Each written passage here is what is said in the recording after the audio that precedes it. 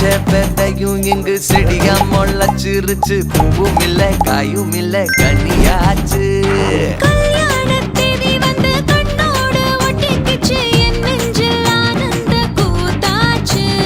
கண்டாங்கி சில கட்டி என் கைய நீ பிடிச்சு நாம் சேரும் நாள் இங்கு வந்தாச்சு.